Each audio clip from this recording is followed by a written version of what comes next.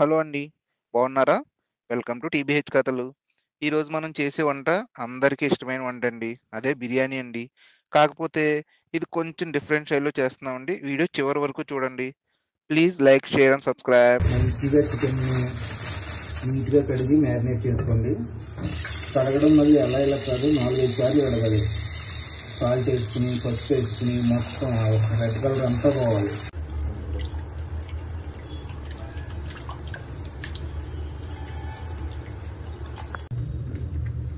ఇప్పుడు chicken marination చేసుకుందాం అండి. మంచిగా కడిగేసి పెట్టుకుని చికెన్ని 1 టేబుల్ స్పూన్ అల్లం వెల్లిపాయ పేస్ట్, 1/2 టేబుల్ స్పూన్ పసుపు, అలాగే 2 టేబుల్ స్పూన్ల సాల్ట్ వేసుకోండి. అలాగే 1 tablespoon garam masala, 1 tablespoon coriander powder,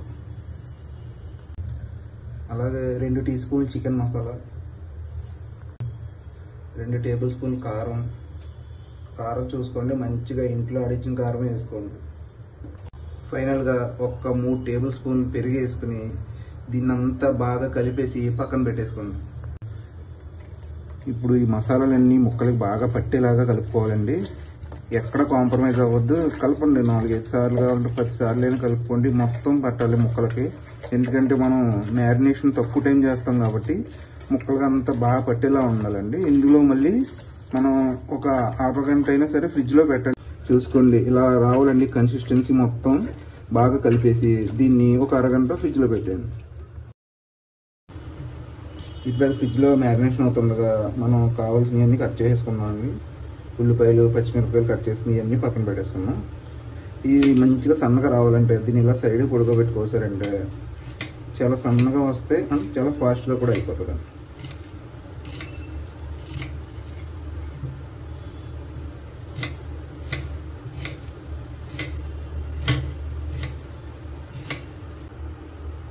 ఇప్పుడు ఉల్లిపాయలు కొడుకుని ఏడ్చేసాక మనకి పచ్చిమిరపకాయలు సన్నగా చీరేసుకుని ఇలా పక్కన పెట్టేసుకోండి. చేతులు గట్ట కోసుకోవద్దు, మళ్ళీ నిన్న అంటారు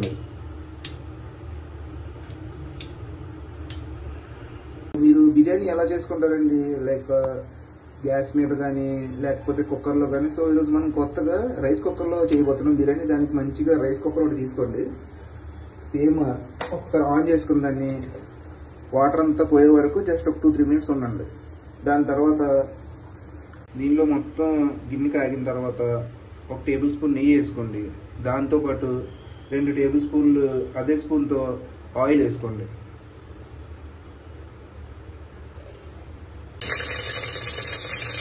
సో దాంట్లో బిర్యానీ సరుకులు మనకి మార్కెట్లో ఆల్ మిక్స్ దొరుకుతుంది.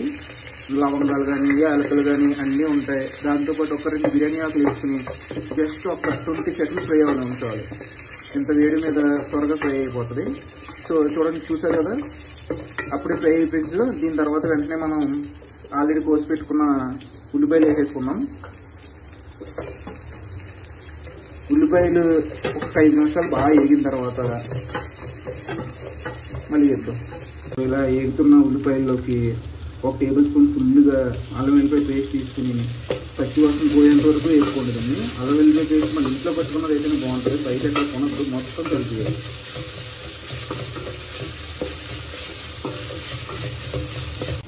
ఇలా అల్లం వెల్లిపాయ పేస్ట్ పచ్చివాసన పోయేంత వరకు వేగిన తర్వాత ఒక 5 పచ్చిమిరపకాయలు, మీకు జీడిపప్పులు అవైలబిలిటీలో ఉంటే జీడిపప్పులు కూడా వేసుకోండి.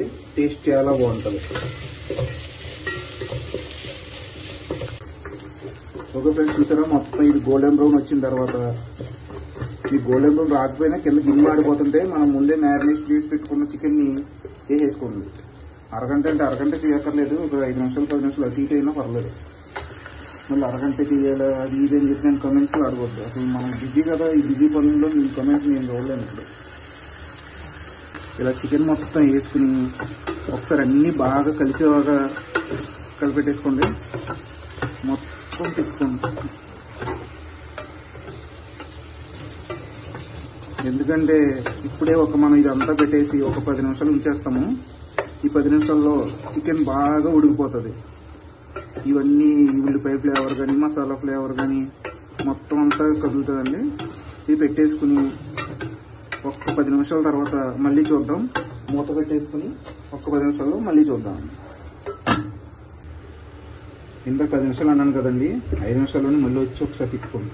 అంటే మన కరెంట్ కుక్కర్ కదా, కింద బాగా ఉడుకుతుంది, మళ్ళీ పైన ఉండదు. జస్ట్ అలా ముక్కలు అటు ఇటు తిప్పుకుంటే సరిపోతుంది. అండ్ మీకు ఇంకొకటి, కరెంట్ కుక్కర్ యూజ్ చేయాలనుకున్నప్పుడు కింద ఏమవుతుందంటే మనకి ఆగిపోతూ ఉంటుంది వేడి ఎక్కువైన తర్వాత. సో దాన్ని మనం ఏం చేయలేము, కాసేపు పట్టుకొని కూర్చోవడం. అండ్ నెక్స్ట్ కుక్కర్లో చేసుకునే వాళ్ళు అయితే ఇది మూత పెట్టేసుకుని ఒక 3-4 విజిల్ అంతే అండి, ముక్క మెత్తగా ఉడికిపోతుంది. మళ్ళీ మూత పెట్టేసుకుని మళ్ళీ వద్దాం. మొత్తం వాటర్ అంతా దిగిపోయి ఎలా ఉందో, ముక్క కూడా బాగా ఉడికిపోయింది. బాగా ఏం కాదు, ఒక 80%. బాగా చూసుకోండి ఫ్రెండ్స్, నెల అయితే ఇరక్కొట్టేసింది. ముక్క కూడా ఒకటి తీసుకుని జస్ట్ ఉడికిందో లేదో చూసుకోండి. ఆల్రెడీ చూసాను నేను, ఉడికిపోయింది, బాగా మెత్తగా అయిపోయింది. సో దీన్ని అలా పెట్టుకుని ఒక గ్లాస్ బియ్యానికి గ్లాసున్నర నీళ్ళు చొప్పున, మేము 2 గ్లాసులు బియ్యం తీసుకున్నాం. సో 2 గ్లాసుల బియ్యంకి 3 గ్లాసు వాటర్ పోసుకుంటున్నాము. 2 గ్లాసుల బియ్యానికి మేము 3 గ్లాసులు వాటర్ తీసుకున్నాం, ఎందుకంటే మన చికెన్ నుంచి కూడా వాటర్ వస్తుంది. సో దీన్ని ఫుల్గా ఉడకనే ఉండే వాటర్, కొంచెం హాట్ వాటర్ వేసుకుంటే మీకు త్వరగా అయిపోద్ది. కానీ మాకు ఆ ఫెసిలిటీ లేదు ఇక్కడ.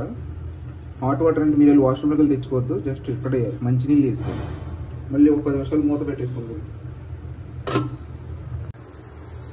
సో వాటర్ అంతా ఉడుకుతుంది ఫ్రెండ్స్. సో దీంట్లో మనం ముందుగా నానబెట్టుకున్న బాస్మతి రైస్ అయితే చాలా బాగుంటుంది. దీనికి ఏదైనా వేసుకోవచ్చు, కాకపోతే బాస్మతి అయితే ఇట్ వాజ్ వెరీ గుడ్.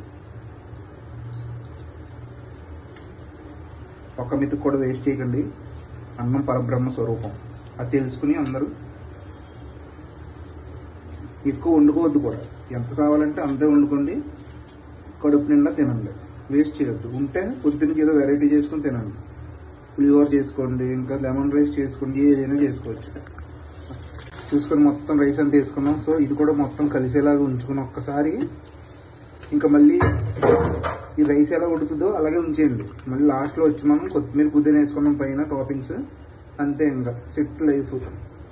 వచ్చి మనం లైట్గా కొత్తిమీర పుదీనా ఆకులు వేసుకుని మళ్ళీ మూత పెట్టేస్తే ఈ ఫ్లేవర్ అంతా బాగా పడుద్ది. మళ్ళీ 5 మినిట్స్లో వచ్చి సర్వ్ చేసుకుని తినేద్దాం. సో చూసుకోవచ్చు మొత్తం ఈ పుదీనా ఫ్లేవర్ అంతా బిర్యానీ పట్టి మామూలుగా లేదు. స్మెల్ అయితే మాత్రం రైస్ కూడా బాగా ఉడికిపోయింది, ముక్కలు కూడా మెత్తగా ఉన్నాయి. సో దీన్ని వడ్డించుకుని పెరుగు చట్నీ వేసుకుని తినేద్దాం. సో దానికి మనం షార్ట్స్ అప్లోడ్ చేస్తాను, ఒకసారి దాన్ని కూడా చెక్ చేయండి మీకు ఏమైనా చేసుకోవాలనిపిస్తే.